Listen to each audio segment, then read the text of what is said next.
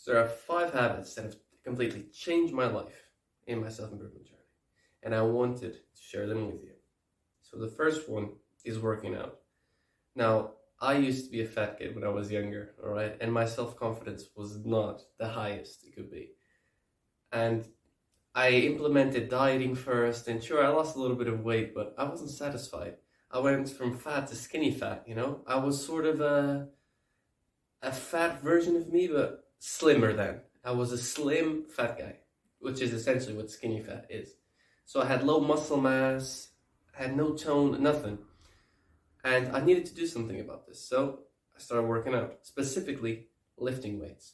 Now, you can do a lot of things to get muscle. You can do calisthenics, you can do lifting, even swimming, although that's not the best, but you can do a lot of things, right? The secret is to do something that you enjoy. And for me, that was lifting. So I started lifting, and I started getting a more attractive body, right? I started getting more muscle mass, and with that came more confidence.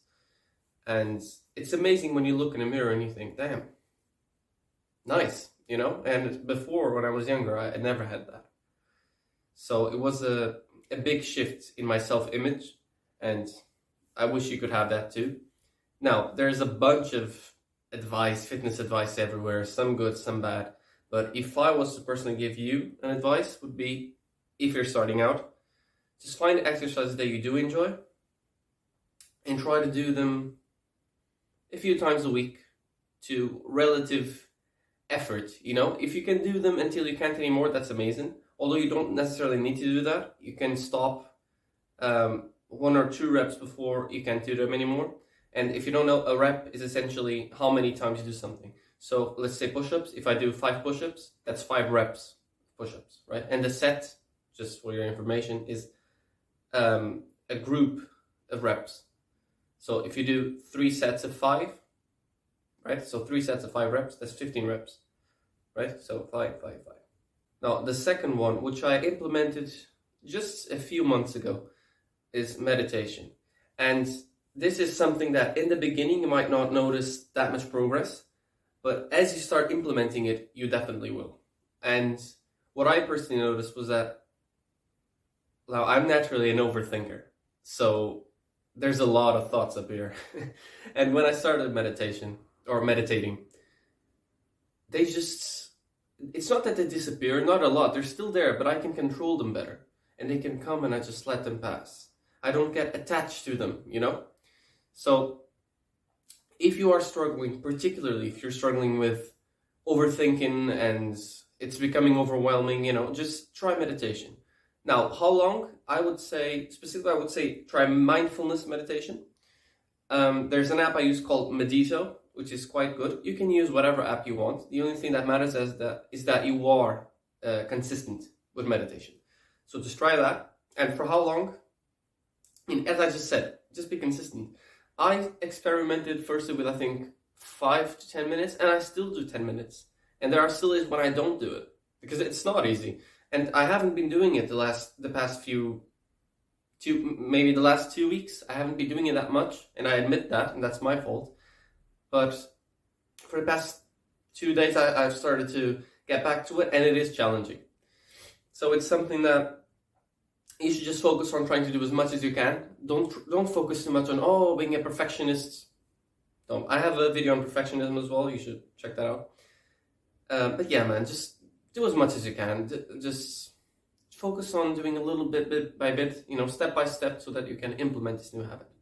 Now, the third habit is reading. And it's very popular at the moment. It's sort of trendy even.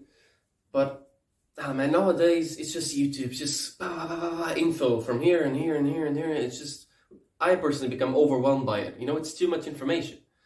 And when I started reading, what I loved about it is that actually it slowed me down as well. And not in the sense that I did less.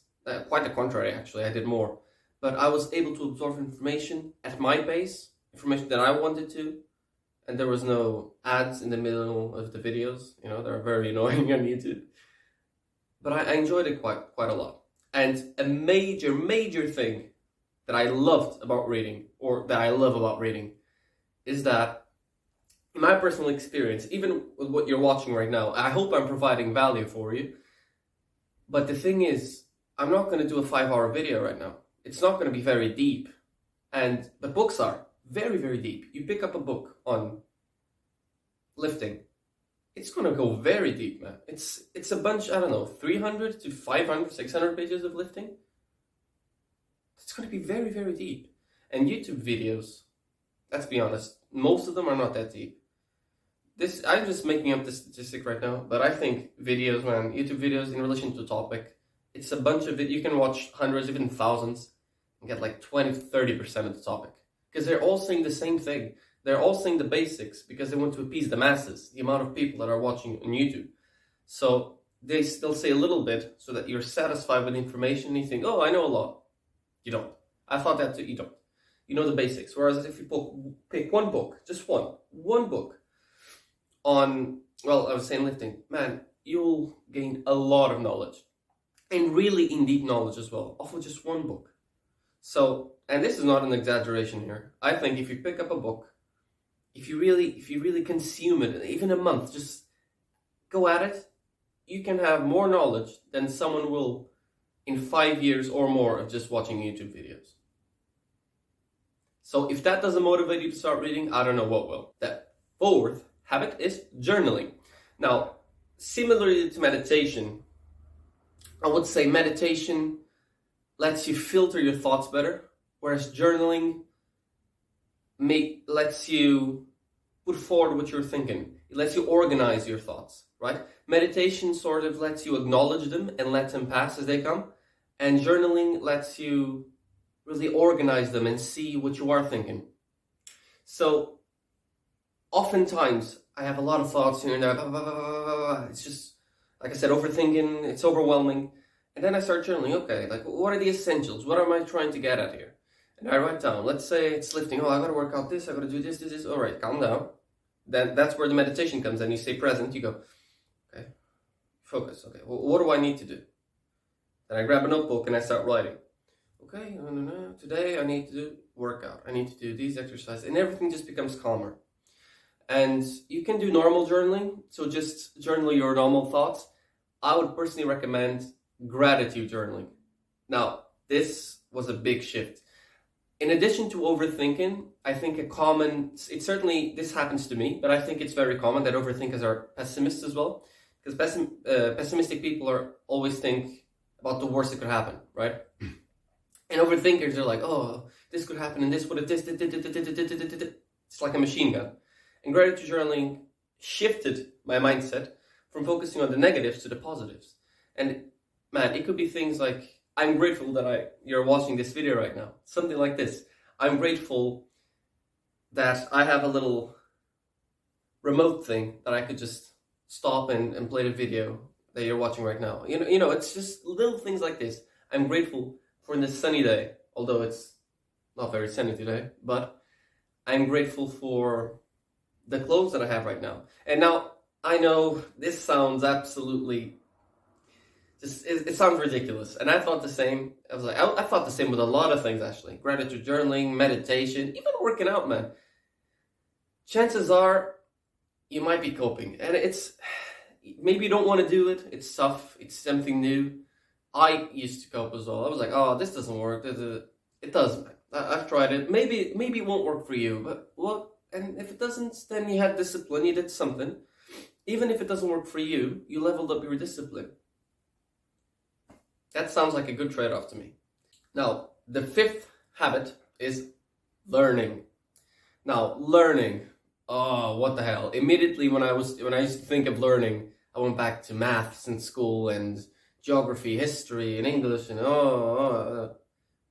sure, that's learning, but that's not what learning is. That's part of learning in school, but that's not what learning is. I'm reading quite a lot lately on a lot of different topics, not school topics, and I'm learning quite a lot. That's what you have to focus on. Learn, but learn the things that are useful to you and that you have an actual interest in, right?